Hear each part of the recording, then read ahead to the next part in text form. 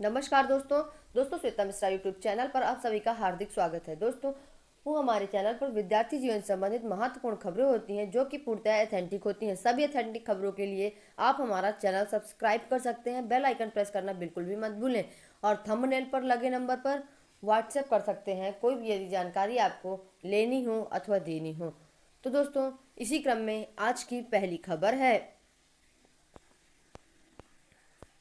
परिषदीय शिक्षक बनाए जाएंगे कंप्यूटर फ्रेंडली। ऑनलाइन पढ़ाई के लिए कंप्यूटर का ज्ञान आवश्यक है। शिक्षा विभाग ने इसकी महत्ता समझाते हुए अब परिषदीय विद्यालयों के शिक्षकों को कंप्यूटर में दक्ष करने का निर्णय लिया है।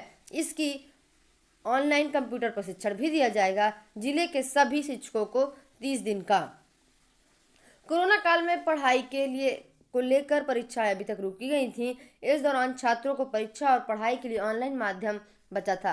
हालांकि अधिकांश शिक्षकों ने पहले कभी छात्रों को ऑनलाइन पढ़ाई कराई ही नहीं। ऐसे में उन्हें ऑनलाइन पढ़ाई में प्रयोग होने वाले सॉफ्टवेयर को संचालित करने में भी परेशानी का सामना करना पड़ेगा, जिसे लेकर के संयुक्त निदेशक SSA अजय कुमार सिंह ने परिषदीय विद्यालयों के शिक्षकों को 30 दिन का ऑनलाइन प्रशिक्षण कार्यक्रम आयोजित करने के निर्देश दिए हैं। संयुक्त निदेशक की ओर से जारी आदेश में कहा गया है कि ऑनलाइन शिक्षा की अपरिहार्यता को देखते हुए शिक्षकों को कंप्यूटर शिक्षा दिलाई जाएगी। प्रशिक्षण की शुरुआत 7 जनवरी से होगी। मैंने आपको कल के पिछले वीडियो में बताया था कि 7 तारीख से यानी कि 7 जनवरी से लेकर 13 फरवरी तक ऑनलाइन कंप्यूटर का प्रशिक्षण दिया जाएगा। यानी कि बच्चों को किस तरीके से ऑनलाइन पढ़ाया जाना है, इस प्रकार का कंप्यूटर का प्रशिक्षण दिया जाएगा, जो कि 7 जनवरी से शुरू होकर के 13 फरवरी तक होगा। इसके बाद दिव्यांगों का 23वें दिन भी धरना जारी। 69,000 सहायक अध्यापक भर्ती में 2016 के RPWD एक्ट का पालन नहीं किए जाने का विरोध में दिव्यांगों का बेसिक शिक्षा परिषद पर धरना 23वें दिन भी जारी रहा। मंगलवार को दिव्यांग अभ्यर्थियों ने धरने में बड़ी संख्या में महिला दिव्यांग अभ्यर्थी भी शामिल रहे। सचिव बेसिक शिक्षा परिषद महानिदेशक स्कूल शिक्षा सहित प्रदेश सरकार की ओर से उनकी मांगों पर ध्यान नहीं दिए जाने पर दिव्यांगों ने नाराजगी बढ़ती जा रही है। तो कोई उनकी ओर ध्यान नहीं अपना आकर्षित कर रहा है और इस प्रकार से दिव्यांगों में लगातार आक्रोश बढ़ता जा रहा है। दिव्यांग अभ्यर्थियों का कहना है कि उनके आरक्षण के साथ छेड़छाड़ की गई है, लेकिन माननीय शिक्षा मंत्री जी का कहना है कि भर्ती हमने पूरी तरीके से पारदर्शिता के साथ की है। इसके बाद LT ग्रेड निदेशालय को इस माह फाइल भेजी जाएंगी। LT ग्रेड हिंदी व सामाजिक विषय के चयनित अभ्यर्थियों की फाइलें इस माह उच्च शिक्षा निदेशालय को भेज दी जाएंगी। मंगलवार को उत्तर प्रदेश लोक सेवा आयोग में ज्ञापन देने पहुंचे अभ्यर्थियों को आयोग की मीडिया प्रभारी पुष्कर श्रीवास्तव ने भी यह आश्वासन दिया कि हिंदी में LT ग्रेड के 1472 और सामाजिक विज्ञान में 1851 पदों पर चयनित अभ्यर्थियों के अभिलेखों का सत्यापन काफी पहले पूरा हो चुका है, लेकिन अभ्यर्थियों की फाइलें माध्यमिक शिक्षा निदेशालय को न भेजे जाने से उनकी नियुक्ति फंसी हुई है।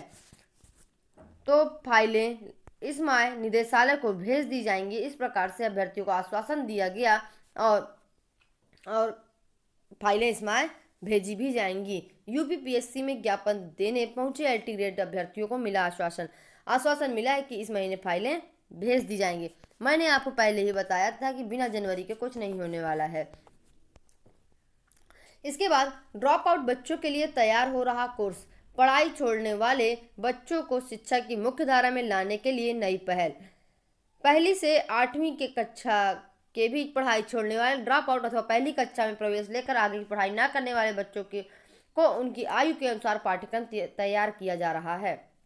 परिषदीय विद्यालयों के ड्रॉप आउट बच्चों को पढ़ाई की मुख्य धारा में शामिल करने के लिए महानिदेशक स्कूल शिक्षा विजय किरण आनंद के निर्देशों पर आंग्ल भाषा शिक्षण संस्थान, राज्य विज्ञान शिक्षण संस्थान, राज्य शिक्षा संस्थान, हिंदी संस्थान वाराणसी को ब्रिज कोर्स तैयार कराने की जिम्मेदारी दी गई है। आंग्ल भाषा शिक्षा संस्थान में मंगलवार से पाठ्यक्रम तैयार करने का कार्यक्रम शुरू कर दिया गया है। यानी कि जो बच्चे ड्रॉप आउट कर दिए थे उन बच्चों को पुनः उनकी रिद्म में लाने के लिए ड्रॉप आउट कोर्स तैयार किए जा रहे हैं। उनके उम्र के अनुसार। ये काम मंगलवार से शुरू कर दिया गया है, यानी कि उन बच्चों को पुनः पढ़ाई के माहौल में लाने के लिए ड्रॉप आउट कोर्स के थ्रू उन्हें लाया जा सकता है। इसके बाद अगली खबर है असिस्टेंट प्रोफेसर भर्ती के लिए यूपीएचईएससी में प्रदर्शन। असिस्टेंट प्रोफेसर भर्ती का विज्ञापन शीघ्र जारी करने की मांग की जा रही है।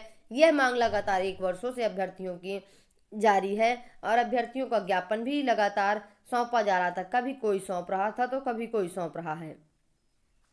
तो यह विज्ञापन 4 साल पहले 2016 में जारी किया गया था। इसके बाद कोई विज्ञापन नहीं आया है, कोई भर्ती नहीं आई है। प्रदेश के शासकीय महाविद्यालयों में असिस्टेंट प्रोफेसर के तकरीबन 4000 पद खाली हैं। इनमें से 2016 पदों का अधियाचन भी मिल चुका है, लेकिन विज्ञापन जारी नहीं हुआ है।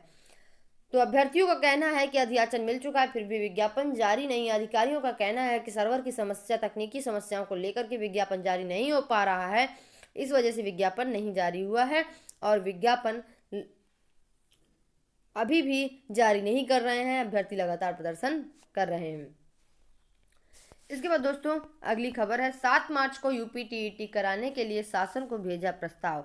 10 से 15 दिन के भीतर अनुमति नहीं मिली तो परीक्षा पंचायत चुनाव के बाद होगी। यदि 10 से 15 दिन के बीच अनुमति नहीं मिली तो यूपीटीईटी की परीक्षा पंचायत चुनाव के बाद यानी कि मार्च अप्रैल के बीच प्रस्तावित है। पंचायत चुनाव मार्च अप्रैल में है और यदि अनुमति नहीं मिली तो अप्रैल के बाद ही समझिए। ये इसका स्पष्टीकरण आपको 10 से 15 दिनों के अंदर ही मिल जाएगा। अभी तक फिलहाल कोई पुख्ता न्यूज़ नहीं है कि 7 मार्च को पेपर होगा, क्योंकि अभी तक अनुमति नहीं मिली है शासन की तरफ से। इसके बाद अगली खबर है चयन के बाद भी नियुक्ति से दूर, अभ्यर्थी प्रदर्शन को मजदूर। त्रुटि के चलते भी अभी भी 69,000 में बहुत सारे अभ्यर्थी परेशान हैं। कुछ दिव्यांग हैं तो कुछ त्रुटि को लेकर प्रदर्शन कर रहे हैं, तो कुछ उत्तर कुंजी को लेकर के परेशान हैं। तो कुछ अभ्यर्थी हैं जो कह रहे हैं कि मानवीय त्रुटियों को हमें सुधारने का एक मौका दिया जाए, जिससे हमारा भी चयन हो सके। काउंसलिंग के समय आवेदन पत्र में प्राप्तांक अधिक होने की वजह से उनकी नियुक्ति रोक दी गई है। सीतापुर की बबली पाल का भी चयन हुआ था, लेकिन प्राप्तांक अधिक अंकित करने से उनकी भी नियुक्ति रोक दी गई है। यानी कि इनके प्राप्तांक पूर्णांक में कुछ समस्या है। इन त्रुटियों को लेकर के इनके नियुक्ति को रोक दिया गया है, जिसको लेकर के लगातार प्रदर्शन कर रही हैं। किसी का है तो वो फीमेल की जगह यदि मेल भर गया या मेल की जगह फीमेल भर गया है तो उनको भी रोक दिया गया है। इस तरह के अभ्यर्थियों को रोका गया है। अभ्यर्थी लगातार मांगों पर अड़े हुए हैं और लगातार प्रदर्शन कर रहे हैं।